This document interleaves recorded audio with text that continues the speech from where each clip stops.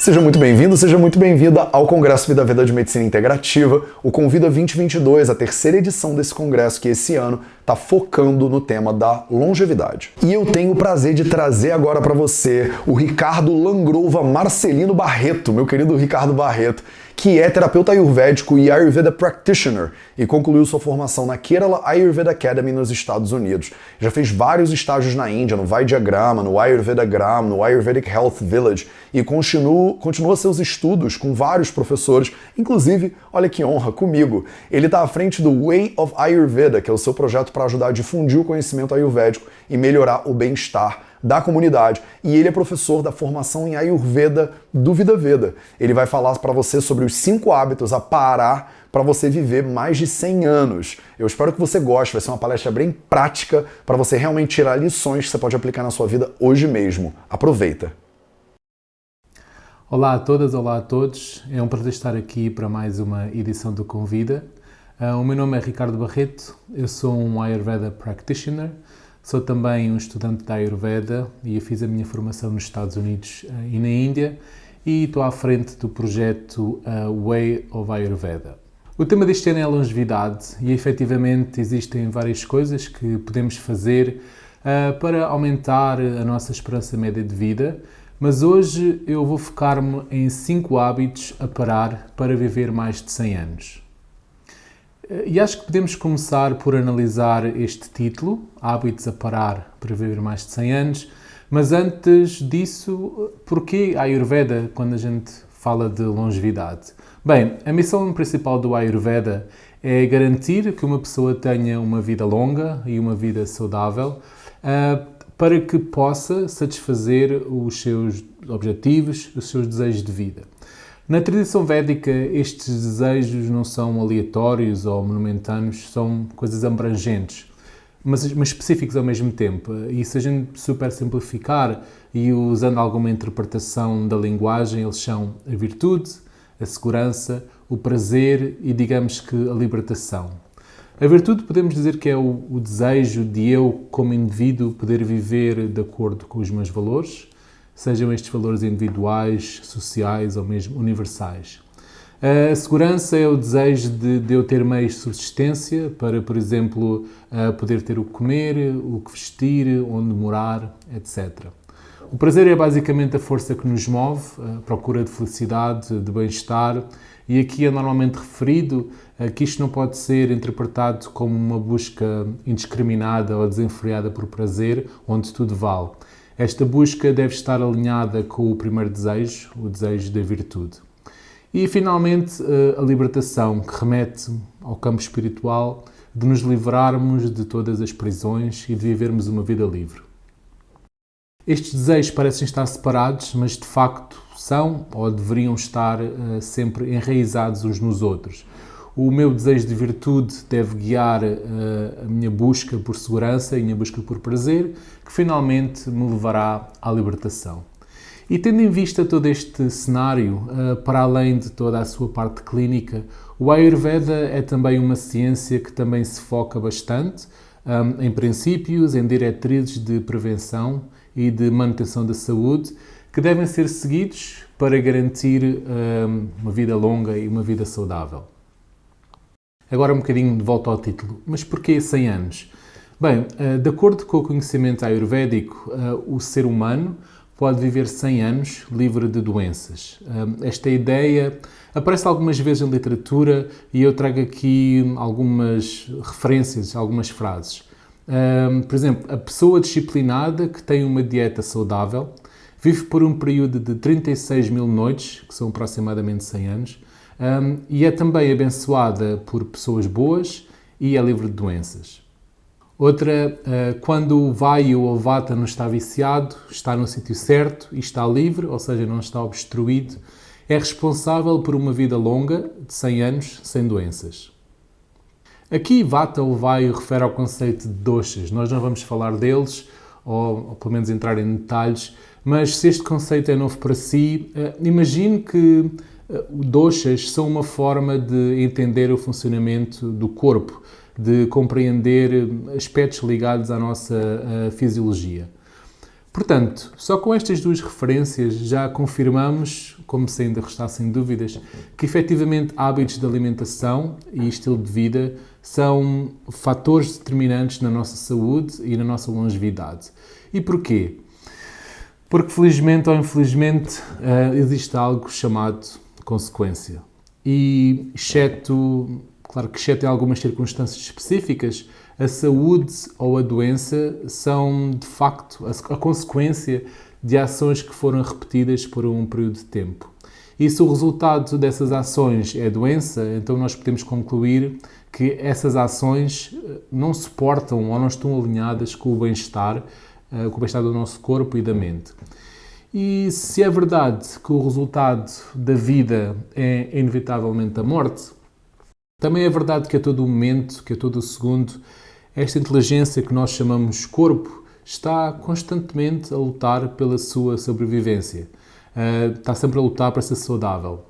E se observarmos com cuidado, a natureza do nosso corpo é a saúde, mas infelizmente, na maior parte do tempo, as nossas ações, os nossos hábitos perturbam esta tendência para um equilíbrio dinâmico. Na literatura ayurvédica, quase todas as obras principais têm vários capítulos dedicados à prevenção e eles falam da alimentação, das rotinas diárias, das rotinas sazonais, falam de impulsos naturais, falam da mente, até falam de condutas pessoais e sociais. Isto sempre com o objetivo de ajudar e guiar uma pessoa a desenvolver hábitos regulares que estão adaptados ao tempo, estão adaptados à realidade e à individualidade da pessoa. E ainda que brevemente já vimos que a alimentação e o estilo de vida são áreas onde devemos pôr a nossa atenção e o nosso esforço se quisermos realmente uma saúde e bem-estar melhores, muitas vezes temos a ideia que temos sempre que fazer algo mais.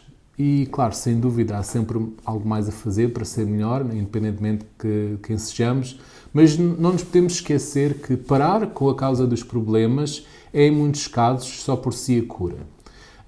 Toda a doença, todo o desconforto tem uma causa. E se realmente nós queremos melhorar, a causa tem que ser removida, senão passamos a vida a tentar secar o chão quando só tínhamos era mesmo que fechar a torneira. E isto, infelizmente, acontece muito hoje em dia pelo mundo fora. Então, remover a causa é um passo muito importante e é, de forma geral, o primeiro passo no tratamento ayurvédico. Este tema da longevidade é super abrangente e hoje em dia existem várias abordagens dentro de variadas ciências da saúde e do bem-estar. Havia muitos hábitos que podia trazer aqui, mas decidi escolher estes 5. Estes são dos hábitos que vejo mais na minha prática e que, curiosamente ou não, foram também identificados em várias pesquisas e estudos recentes como sendo muito importantes para a longevidade. São hábitos comuns que muitos de nós continuamos a ter.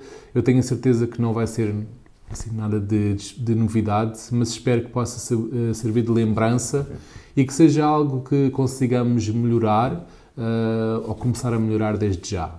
E, claro, é impossível de falar de longevidade sem falar de alimentação. Uma das grandes dificuldades de falar da alimentação é mesmo que é um tópico infinito, não só em termos do seu conteúdo, mas também nas diferentes abordagens e diferentes pontos de vista. Portanto, eu vou simplificar bastante e focar na quantidade. Então, o nosso primeiro hábito a parar é comer até não poder mais. O nosso corpo é como fosse uma acumulação, é o resultado de um processo complexo que começa com eu pôr um alimento na boca e, eventualmente, o meu corpo crescer ou nutrir-se com esse alimento. E esta conversão de comida em corpo é feita por uma entidade que a Ayurveda chama de fogo ou de fogo digestivo, ou seja, a nossa capacidade digestiva. E se pensarmos bem, os tecidos saudáveis do corpo só se conseguem formar ou só se conseguem nutrir apropriadamente se o nosso processo digestivo estiver a funcionar normalmente. Para a Ayurveda, está claro, não há dúvidas que o bom funcionamento da digestão é imprescindível para a nossa longevidade. E claro que existem muitas abordagens de como manter o bom funcionamento da digestão. Nós podemos olhar para as qualidades das comidas, se a comida é pesada, se a comida é leve, por exemplo. Podemos analisar como processamos, comemos a vapor ou fritamos em óleo, e a frequência com que comemos, etc. O problema é que estes aspectos muitas vezes são difíceis de controlar a 100% em todas as ocasiões, mas a quantidade é provavelmente o parâmetro que está sempre nas nossas mãos, quase que literalmente. Mas, afinal, qual é o problema fundamental com a quantidade? Bem, se comermos além da nossa capacidade, o fogo digestivo não vai dar conta do processo de digestão e a Ayurveda diz claramente que comida que não é digerida apropriadamente tem tendência a gerar complicações, a gerar obstruções que podem afetar os processos fisiológicos do corpo. E se esta situação se mantiver, mais tarde ou mais cedo, problemas vão surgir. Então, mas qual é a quantidade adequada de comida? A resposta direta é: a quantidade adequada é aquela que o corpo consegue digerir apropriadamente. Mas, na verdade, não há maneira fácil de saber. Leva um bocado de treino, leva a autoobservação e vai exigir uma maior conexão com o nosso corpo. Porque depois esta quantidade vai acabar por variar dependendo do dia, dependendo da hora do dia, dependendo da estação, do nosso estado de saúde física ou mental. Mas há certos indicadores, como por exemplo, não sentir desconforto na zona do abdômen, não ter dor nas laterais do corpo, não ter uma sensação de peso no estômago, sentir que os nossos órgãos dos sentidos estão satisfeitos, não sentir desconforto enquanto nós estamos sentados, enquanto andamos, enquanto dormimos e mesmo enquanto respiramos. E além de tudo isto, deve ser uma quantidade que é digerida no tempo apropriado. E claro que também vai depender da qualidade da comida. Comida mais leve pode geralmente ser comida em mais quantidade e comida mais pesada deve ser comida em menor quantidade. Mas ainda assim, mesmo comida leve e comida saudável, se for comida em excesso, pode causar os mesmos problemas que já referi anteriormente. Para uma referência mais visual, existem duas ideias acerca da divisão do estômago. Elas são ligeiramente diferentes, mas com o mesmo princípio. Então, uma diz para nós dividirmos o estômago em 3 partes e dedicar 1/3, uma parte a comidas sólidas, a segunda parte a líquidos e a terceira parte deixar vazio. A outra diz para dividir o estômago em 4 partes e dedicar metade, ou seja, 2 quartos a comidas sólidas, 1/4 a líquidos e 1/4 vazio. A ideia a reter é que devemos deixar algum espaço para que o processo de digestão consiga acontecer adequadamente. O facto do estômago estar cheio dificulta toda a fisiologia de digestão. E se é uma pessoa que ainda não conseguiu desenvolver essa capacidade de percepção acerca da quantidade, há aqui 4 dicas simples que podem ser utilizadas basicamente por qualquer pessoa. E uma é parar antes de acabar. Quando a gente sente que ainda consegue comer mais uma garrafada ou 2, esta é a altura ideal para parar. Isto pode custar um bocado ao princípio, especialmente se nós formos educados a não desperdiçar comida ou estarmos habituados a comer até acabar o prato, ou mesmo somos daquelas pessoas que adoramos comer e gostamos de comer até não podermos mais. Mas com o tempo, se a gente fizer estas medidas, vamos ficando habituados e eventualmente conseguimos encontrar aquele ponto ideal onde a gente tem que parar. A segunda dica é mastigar bem, e isto ajuda bastante, pois quanto mais o processo de trituração do alimento acontecer na boca, mais vai facilitar a digestão. Mastigar bem também ajuda na percepção do sabor e ajuda também na saciedade, pois dá-nos tempo para saber quando estamos satisfeitos sem passar a linha ideal. Porque se repararmos bem, a gente só se apercebe que comemos demais, tarde demais. Outra dica é evitar distrações. Esta não precisa de introduções, se já estava escrita milénios antes da descoberta da eletricidade, o que é que se poderá dizer hoje em dia? Mas tomar consciência de que a refeição é como um ritual de nutrição do corpo, não só do corpo e da mente também, sem dúvida vai ajudar nas dicas anteriores. E a última é fazer a última refeição do dia ser o mais leve possível. Isto tem a ver com o conhecimento da fisiologia.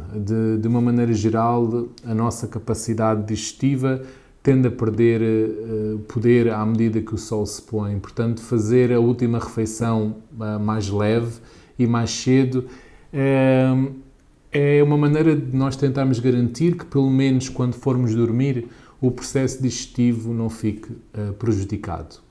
O segundo hábito a parar é a superestimulação. E aqui gostava de falar um pouco dos sentidos e da mente. Os nossos sentidos são como a porta de comunicação entre nós e o mundo que nos rodeia. É por ele que conhecemos o mundo exterior. Os sentidos, pelo seu órgão, têm uma percepção do seu objeto. Por exemplo, pelo nosso sentido de visão e o seu órgão, os olhos, nós temos uma percepção visual do objeto do sentido da visão, que neste caso é a luz ou a forma. Essa percepção dá-nos então uma perspectiva da realidade e essa perspectiva da realidade torna-se a nossa. E claro que o mesmo processo acontece para todos os outros sentidos, a audição, o olfato, o paladar e o tato. Por outro lado, a mente tem como objeto o pensamento e é um instrumento para a percepção de conhecimento e é considerada a força condutora dos nossos sentidos. Portanto, a mente e os sentidos estão intrinsecamente ligados. A mente tem como função a relação dos sentidos, a relação das nossas experiências, o autocontrole, a criação de hipóteses, fazer considerações, etc. Mas, no contexto védico, a mente tem 3 qualidades: Sattva, Rajas e Tamas. Sattva é descrita como leveza e iluminação, Rajas como atividade ou a indução de atividade e Tamas como peso ou algo com a capacidade de ocultar. Um dos autores ayurvédicos descreve a natureza de Sattva com qualidades como tolerância, honestidade, boa conduta, fé, conhecimento, etc. Rajas com qualidades de impaciência, egoísmo, mentira, crueldade, desejo, raiva. E Tamas de qualidades de ilusão, ignorância, depressão e preguiça.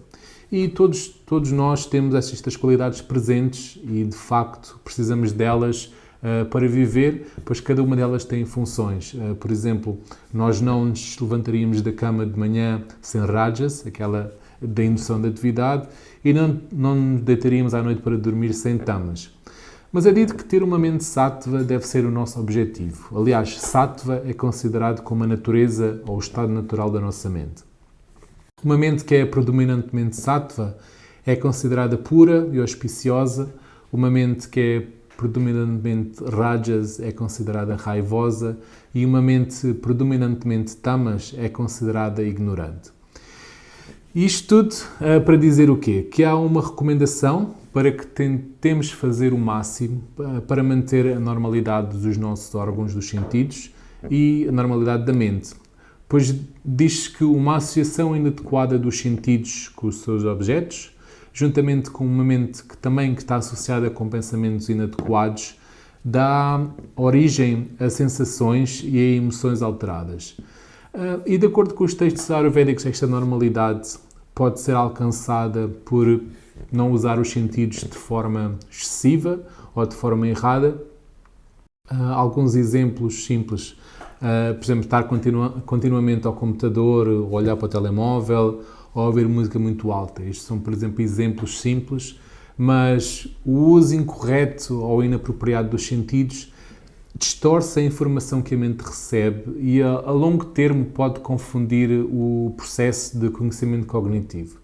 E a normalidade da mente passa por tentar ao máximo cultivar uma mente mais sattva, uma mente que é mais pura e saudável. Mas já nos tempos dos textos ayurvédicos diziam que ambas destas coisas eram difíceis. Mais uma vez a gente imagina o que eles diriam hoje. Mas como nós não podemos baixar os braços, eu acho que existem algumas coisas simples que podemos adotar no dia-a-dia para pelo menos andarmos na direção certa. A mais simples é mesmo reduzir o tempo que passamos em frente aos ecrãs, não só por uma questão de como a luz afeta o nosso sistema nervoso, mas também pelo constante sequestro da nossa atenção. Hoje em dia, especialmente no domínio digital, há sempre algo a pedir a nossa atenção. E se nós nos deixamos levar, passamos horas e horas a usar excessivamente os nossos sentidos. Portanto, criar uma rotina, ou pelo menos limitar o uso de eletrónicos, seria uma coisa mais fácil. Por exemplo, não utilizar equipamentos a partir de uma certa hora, ou decidir que hoje só vou usar os meus equipamentos durante este período de tempo. Mas como sabemos que mais tarde ou mais cedo a gente vai deixar que a nossa atenção seja sequestrada, então pelo menos que seja por algo que promova a saúde e o bem-estar. Quando nós nos expomos demasiado a coisas que promovem as qualidades contrárias àquelas que queremos cultivar, estamos a dar a oportunidade a que essas qualidades sejam absorvidas e elas são absorvidas muitas vezes mesmo inconscientemente. Nós podemos tentar escolher conteúdos e atividades que trabalhem e desenvolvam o nosso discernimento, a nossa coragem e o nosso autoconhecimento. De facto, estas três categorias são bastante importantes, pois são consideradas as terapias ayurvédicas para a mente. E é claro que isto é apenas um passo pequeno, mas ainda assim eu tenho a certeza que nos ajudará a ir na direção para ter uma mente mais calma e uma mente mais plena, que é, mais uma vez, uma maneira de ter uma vida mais longeva. E o terceiro hábito a parar, a inconsistência nas práticas de atividade física. No contexto ayurvédico, a atividade física que aumenta a força do corpo, que é feita na medida certa, é definida como exercício. E existe uma série de benefícios associados a este exercício. A nutrição do corpo, o aumento do poder digestivo, a sensação de leveza, a saúde e o aumento da esperança média de vida. Estes benefícios são mencionados como o resultado de uma prática constante, pois o exercício é considerado como fazendo parte, sendo indispensável para uma rotina diária. O que é considerado exercício e em que quantidade deve ser feita? As características de exercício adequado são, por exemplo, o suor, o aumento da frequência respiratória, a sensação de leveza do corpo e o aumento do batimento cardíaco.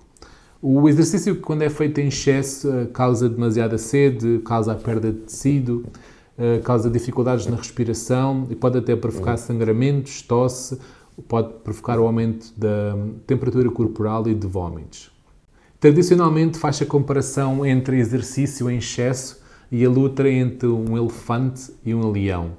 Pois, embora sendo o rei da selva, lutar com um animal de grande porte, como um elefante, leva à exaustão e até à possível morte do leão. É dito também que a atividade física deve ser feita até metade da nossa capacidade, tendo em conta as características de exercício adequado que já vimos. É claro que com uma prática regular esta capacidade vai aumentando, portanto o tempo adequado de exercício vai variando de acordo com a nossa progressão, com a nossa capacidade. E isto foi um bocadinho da perspectiva ayurvédica. Hoje em dia sabemos que o sedentarismo é um problema para a saúde.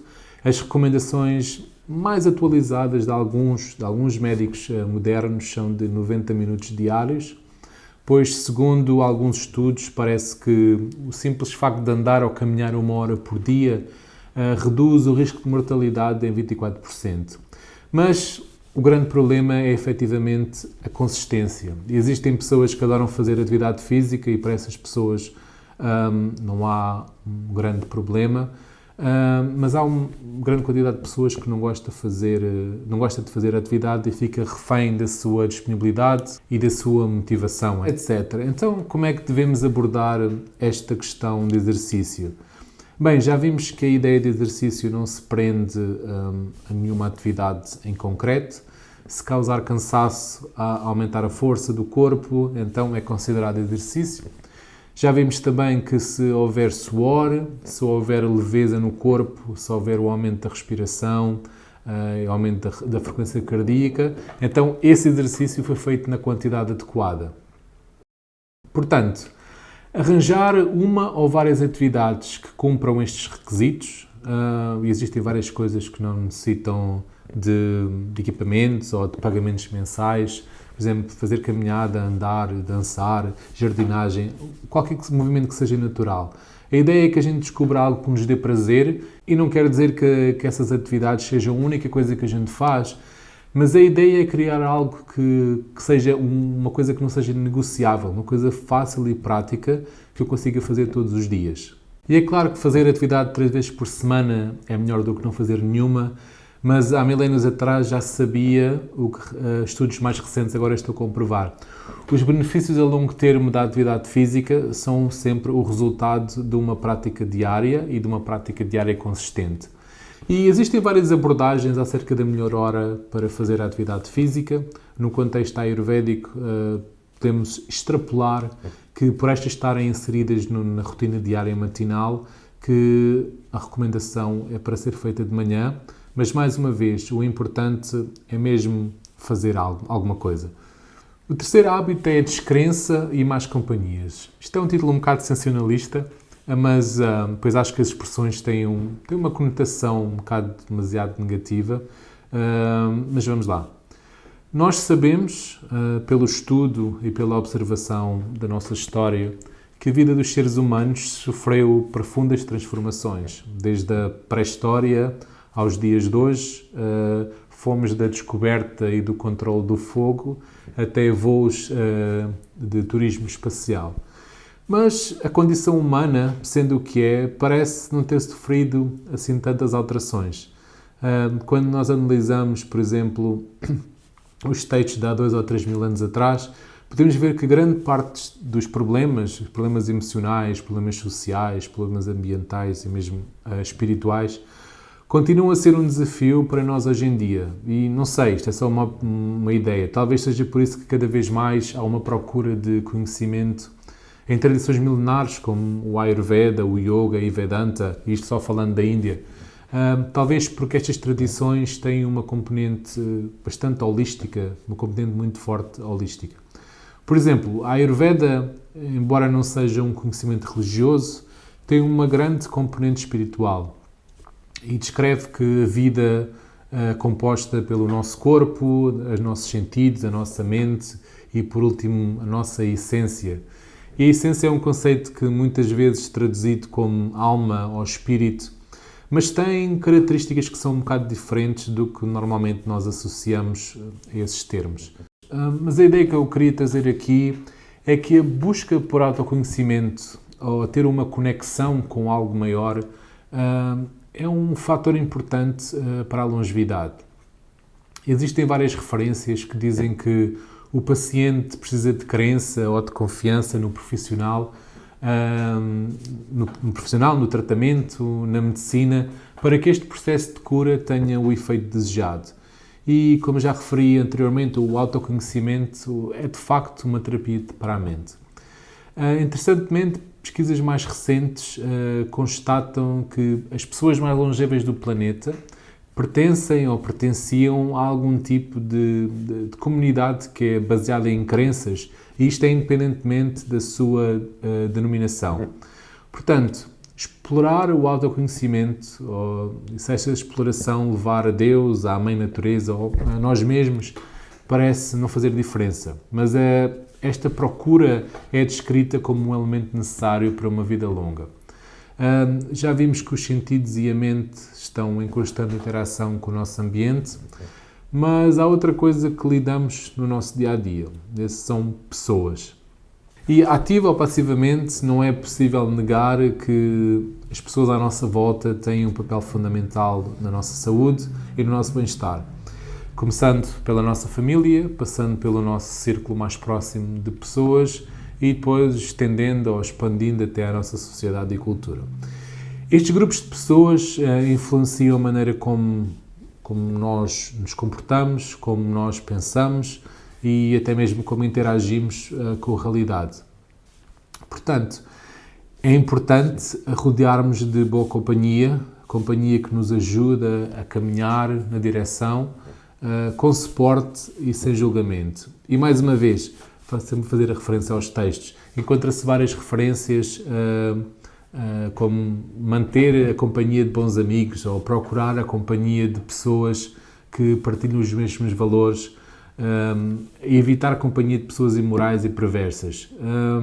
E isto até pode levar a parecer que estamos numa saga de exclusividade, mas na realidade é dito também que nós devemos agir sempre com compaixão com todos os seres e inclusive ajudar os nossos inimigos ou os nossos adversários.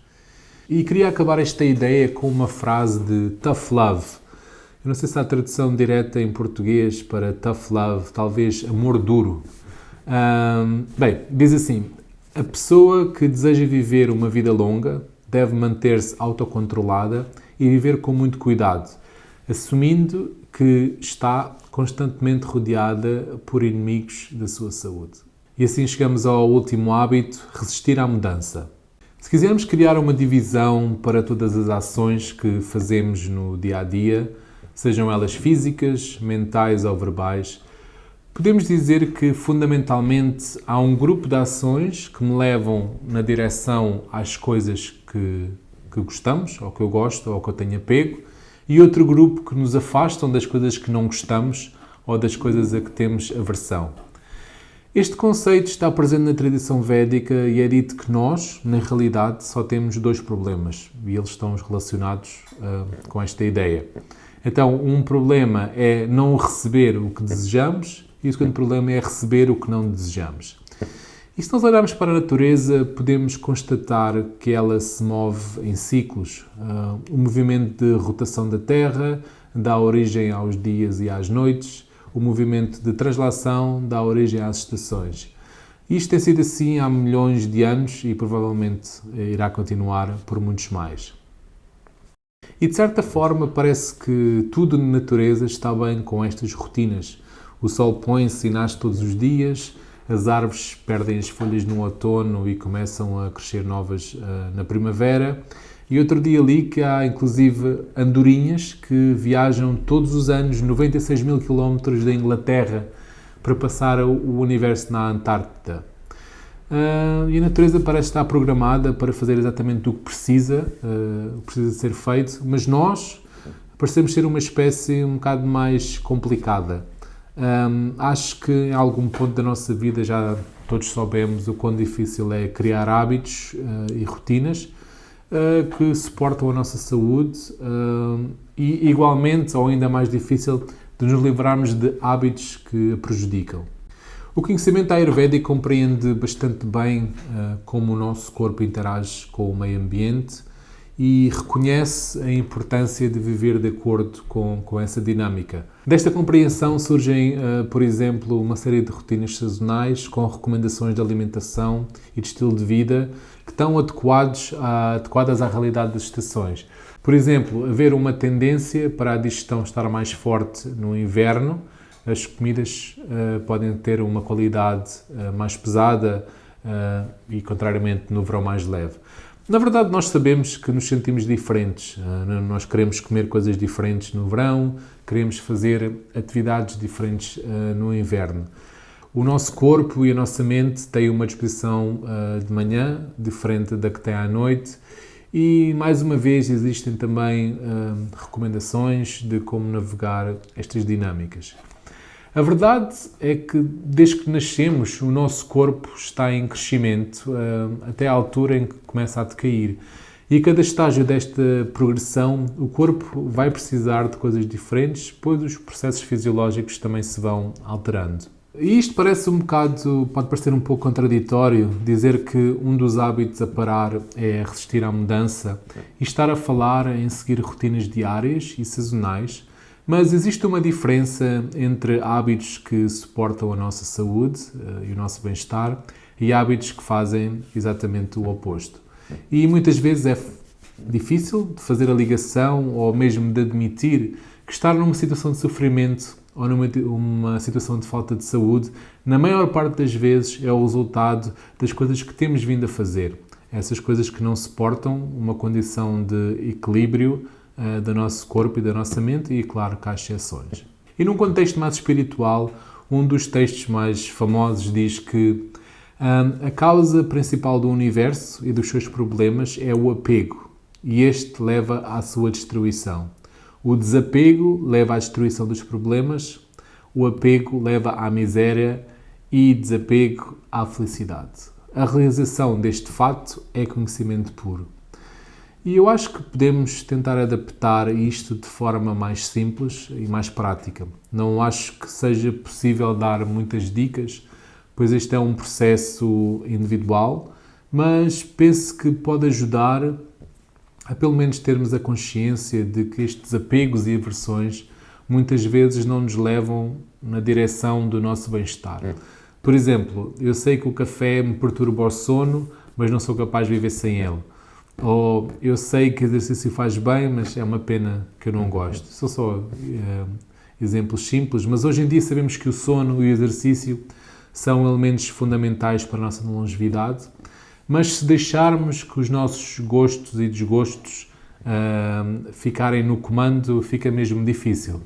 A verdade é que se quisermos ter resultados diferentes na nossa vida, alguma mudança vai ter de acontecer. Fundamentalmente é uma questão de coragem e uma questão de paciência. Coragem para conseguirmos fazer as mudanças necessárias e paciência porque há resultados que levam tempo e normalmente estas situações têm que ser feitas por um determinado tempo para a gente ver os resultados. E eu queria trazer este ponto porque é um aspecto fundamental que faz toda a diferença no processo de cura.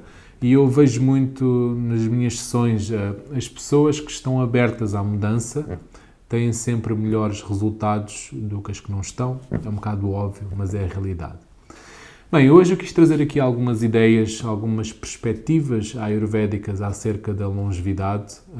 Curiosamente, muitas das ideias que falámos estão alinhadas com estudos e pesquisas modernas, o que, mais uma vez, vem validar a imensidão e o potencial do conhecimento ayurvédico.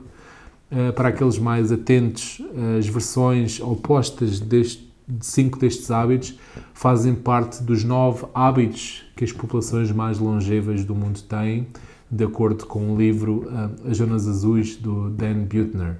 Não houve um tema específico, mas falámos sobre a importância da quantidade apropriada de comida para ter uma digestão saudável, dos possíveis problemas da superestimulação, falámos também da inconsistência da atividade física, da descrença e da má companhia e da resistência à mudança.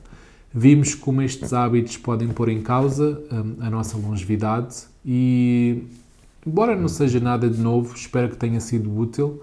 O meu objetivo era trazer algumas ideias para ponderar e refletir, pois são coisas simples, mas que muitas vezes nos passam debaixo do radar. Ficam aqui desejos de longevidade para todos nós. Obrigado por este bocadinho. Até uma próxima.